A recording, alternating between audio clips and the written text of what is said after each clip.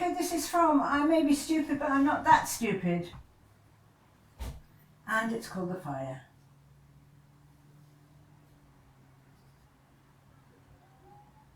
My cot caught fire, but I didn't cry. So something wasn't right from the beginning. And nobody must think they are to blame for how I was and everything that happened. Thousands upon thousands of beetles. I'm lying on my bed in my bandages, listening to the sounds far below me of thousands upon thousands of beetles returning home from parties being crushed. There's more to life than swimming. Never let the doctors try and tell you there's more to life than swimming when there's not. Swimming is my way of being special when special isn't special but afloat. My cow and fish dream. I always said I'd never write a poem about dreams, but I seem to have done one here. My cow and fish dream. My bed and all my things are underwater, and outside in the garden 2 big cows are floating through the roses like 2 fish, as if to say, why walk when you can swim? The next poems are from a collection called Fruitcake.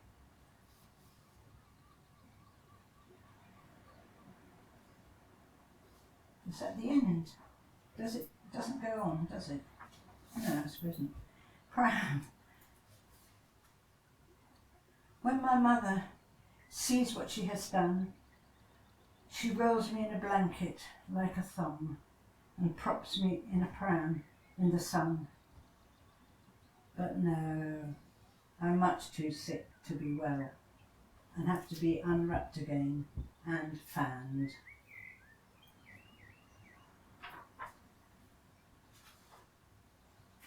Fanned is like a pun, isn't it? Because I've got fans. That's nice. Sunlight. Sunlight fills my pram like a butcher who peels shrimp and turns them inside out and pinches them between his golden fingernails and crunches them between his golden teeth. It fills the pram and gilds the little addicts that mill about the dunes of my net.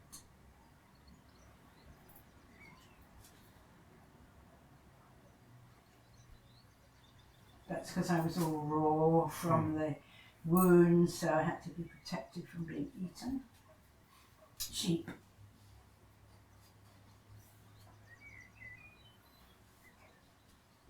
They're streaming down the mountains in their thousands and crowding round my bed, where all night long they stare into my eyes as if to say, it isn't love I need, it is sheep. Yes.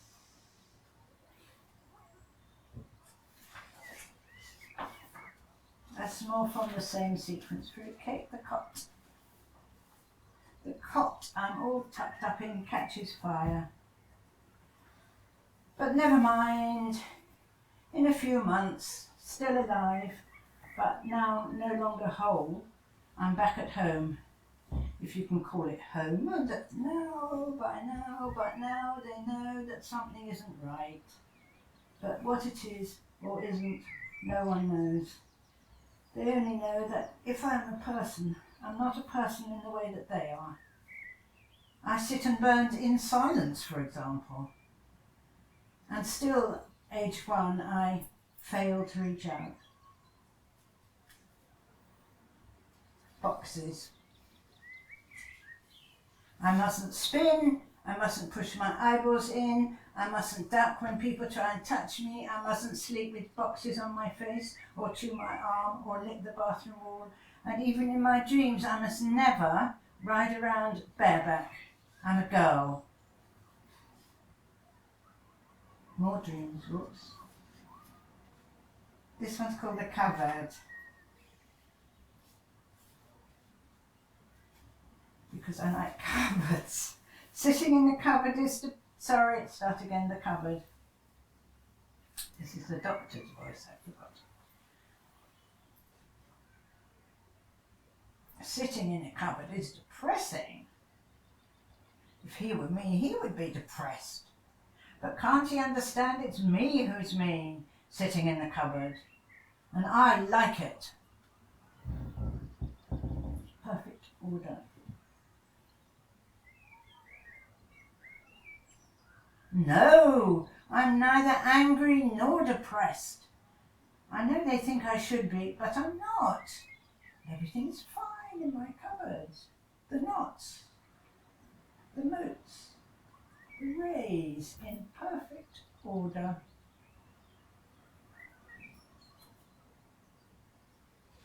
Airing cupboard again.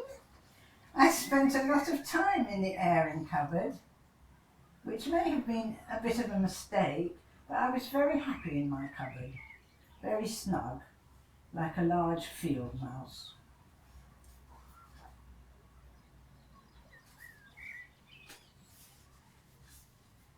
Grunter. Don't look at me as if don't look at me as if you're always thinking, do I have to grunt? Because I do. Do I have to sit in here and grunt and flap my hands like budgies? Yes, I do. I've got a lot of things I need to grunt about. Don't tell me I must stop, because I won't. Don't ask me what I mean. I mean everything. And if my grunt offends you, hear my scream. When I scream, it's like I grab your head and everything goes red, and there is nothing, absolutely nothing you can do. And please don't say there is, because there isn't. And please don't even think about approaching me. Never touch me, I am mine, all mine. Crossing the desert with the pram.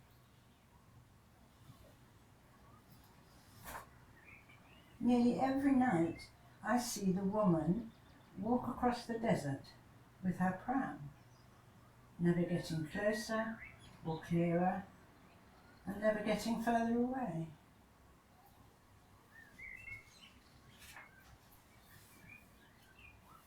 Desert dew.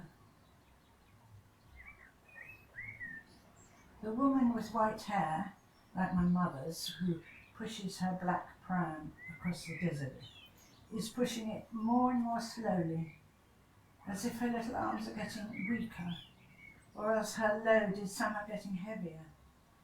But heavier than what? With desert dew? Or could the woman be collecting something? And what can one collect in a desert? Or could she have what used to be a baby and what is now a child that she pushes, its flabby body strapped inside the hood? For all we know, the body in the pram is bigger than the woman herself. I call the body body and not person, because it's in a dream, and in a dream people are just heaps without names.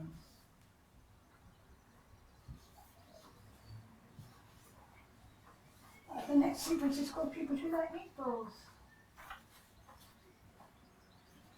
Isn't it? Yes.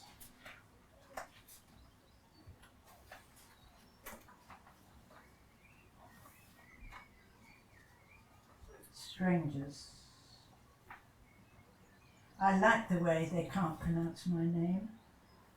I like the way their arms are so bony they couldn't even hug me if they tried. And I like the way they go away, like newlyweds who've got their own mysterious lives to leave the house with, like mysterious dogs, who meet in groups or on their own in bars. I feel no, I don't. Sorry, start again. I'm free to feel. I haven't got to join them in. That's so true, because I don't feel free. I'm free to feel. I haven't got to join them in. All wearing clothes I can't believe they're wearing, and eating food I can't believe they eat. Meatballs, for example, or profiteroles. And most of all, I like the way, with strangers, that inasmuch as you are different from me, I am different from you. So we're the same.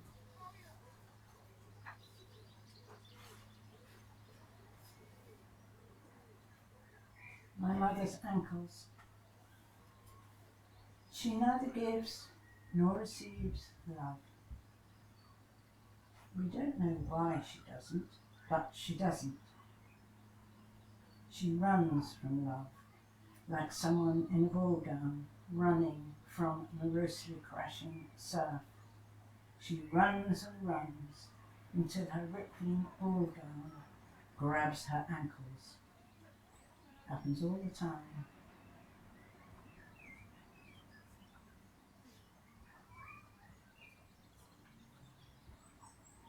Rain is falling on the sausages.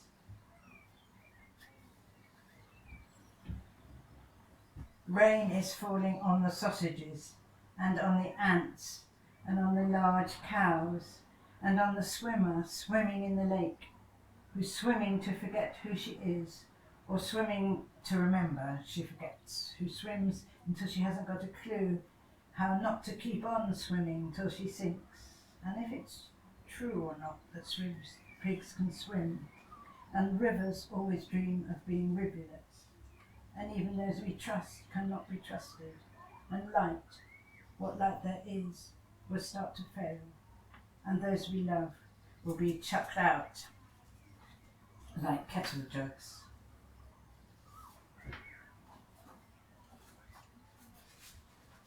The next poems are from a collection called The Sparkling Jewel of Naturism, except I don't know how to pronounce naturism. Some people pronounce it naturism, so I'll stop pronouncing it.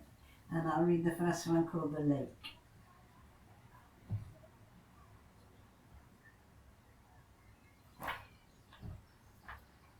Every time he hurts you again, it makes you think you want to be like me, swimming upside down in the lake with nothing to disturb me but lily pads. Lapdog. He never seems to grasp the simple fact that you're a human being. On the contrary, anyone would think you were a dinner set, or a little lapdog bred to sit on laps. Hope. If what we mean by hope is first hope, and then the pleasure of foregoing hope, of waking up to find our hearts are broken like broken snail shells, then I hope.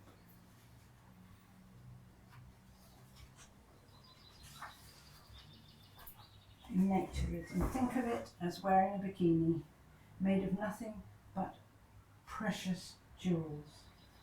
Think of it as thinking you're a vole and waking up to find you're a windsock.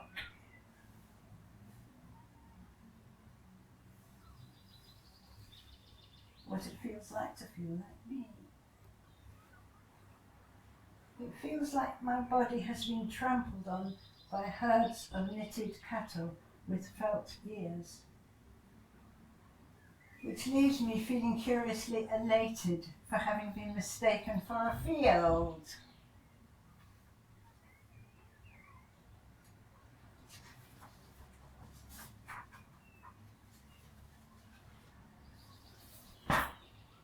Now I will read from Jutland. Won't I? Yeah. Yes. The gravel pits.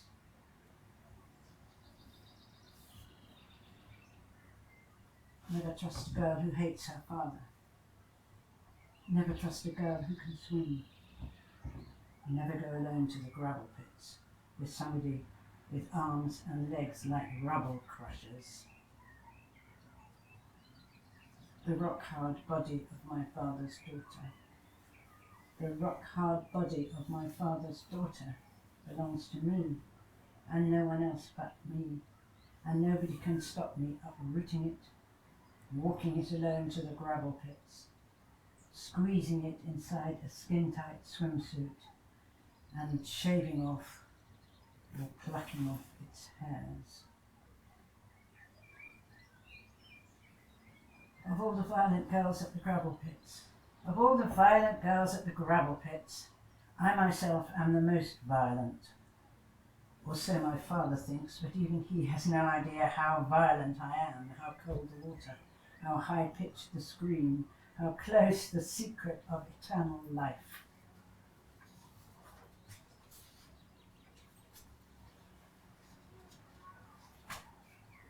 And now I'm going to read a selection from The Magnitude of My Sublime Existence. And it's called My Fist.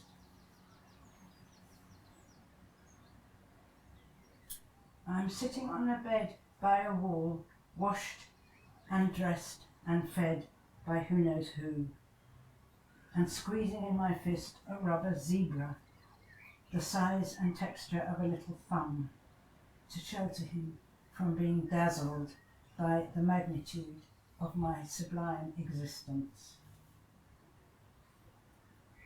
That's an example of a poem that looks better on the page because it's got lots of nice Z's. The lady with the trolley. When I swim, nobody can hug me. When I used to swim, I should say. And when the lady with the trolley comes, I walk away because she's not a lake.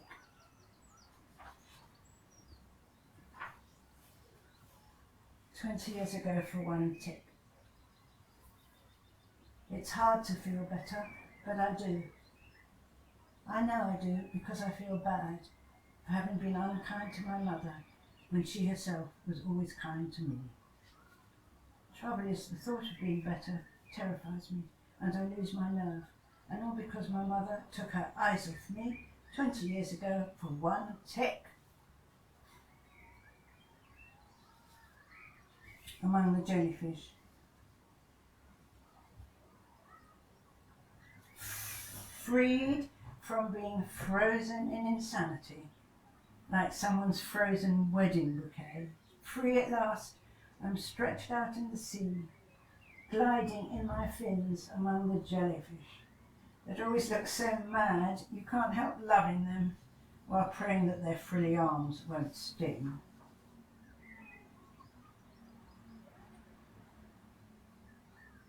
Have I read from Splash Like Jesus yet? No. So I'll read from Splash Like Jesus. And the first one is called Everything is Coming Together.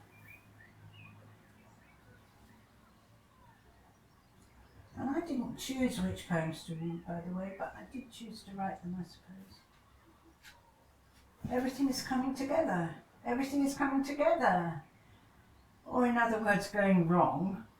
And if it isn't going wrong now, it will be in a minute, as the sea holds me in its arms and as I realise being scared is how I want to be when darkness falls. When darkness falls, I take my swimming things and make my way alone to the sea that whispers in the ears of angry daughters what can't be said by mothers on dry land.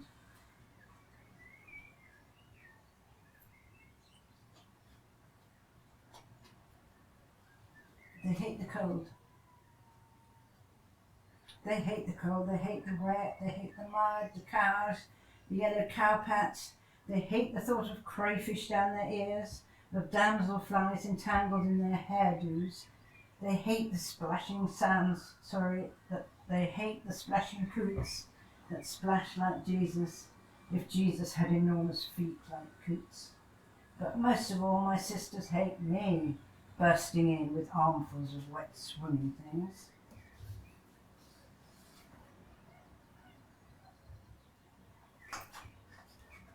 I think I'm going to read from a collection called Men Who Feed Pigeons, and a poem called A Beautiful Man Whose Name I Can't Pronounce. I can, but it's so beautiful I don't. I prefer to think it's unpronounceable, to go to bed and think of him as fruit, glimpsed at night by someone who's lost, who walks for many days, weighed down by maps and dictionaries and old pronunciation guides, until she's so exhausted and confused she can't pronounce the name of where she's going to, never mind the name of the fruit into whose fat cheeks she dreams she's biting.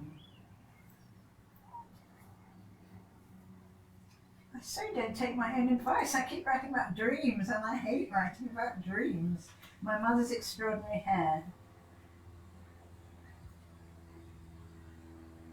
I started telling him about her hair. How long it was, white, and I was saying how when I was a child I was scared of it. When seeing he was getting bored, I stopped.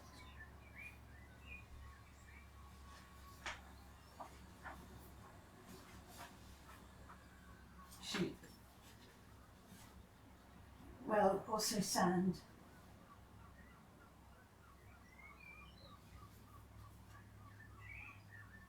The tide is going out. As I watch, I can see more and more sand. I think it's coming in, I hear him say.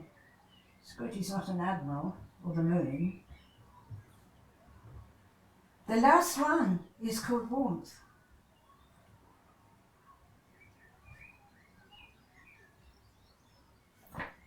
Same old thing, fear of being touched, fear of being brushed against, of eating, fear of someone saying to someone else something someone else will soon regret, fear of being cuddled, fear of gloves, fear of being naked, fear of coats, fear of being cold, of being warm, of being trapped or trampled on by warmth, fear of warmth. By warmth, I mean warmth. Thank you. Wow. Finished? You all but the sheep. I didn't think you'd not read the sheep one. You can read the sheep one, That's okay. But you read 2 other sheep ones, that's one. I read a lot of sheep ones. Yeah.